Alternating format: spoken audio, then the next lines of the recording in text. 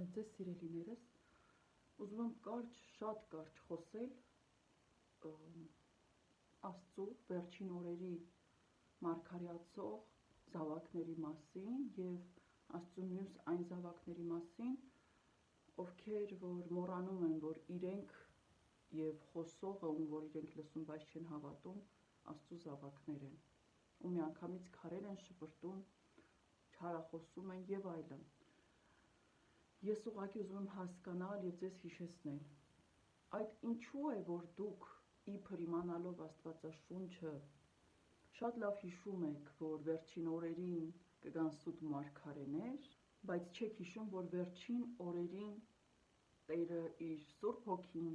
կհեղի, կլցնի մեր վրա և կխոսեն մեր զավակները և երազներ կտեսնեն ու կմարգարեանան։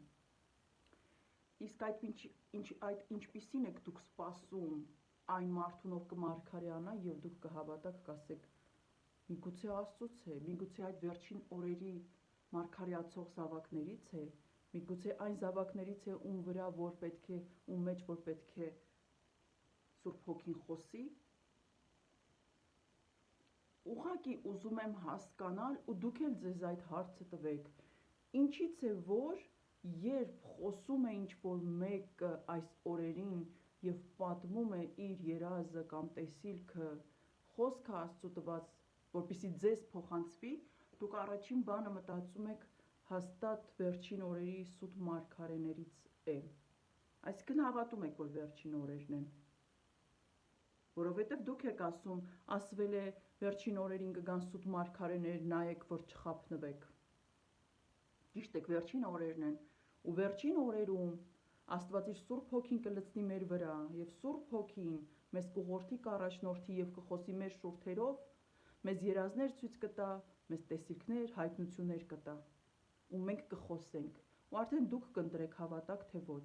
իսկ հավատալու համար առաջինը պետք է Աստծուն հարցնեք։ Ոչ թե իզուր տեղը մեղքի մեջ մտնեք, ոչ թե մեղքի մեջ մտնեք, զրպարտեք, մեղադրեք, դատապարտեք, դատեք, որովհետև դրանից մեզ ոչինչ չի լինի, ձեզ կլինի, այլ հարցրեք Աստծուն, արդյոք այս խոսքերը քեզանից են, արդյոք այս մարդը քեզանից է, թե ոչ։ Ու հիշեք, այո, վերջին օրերին մարգարեացող զավակներ են լինելու, և դա Աստծու կամքն է, և շատերը չեն ընդունելու նրանց, ու սխալվելու են,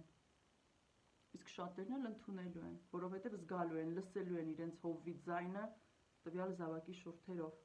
և ճանաչելու են իրենց Տեր Հիսուսին,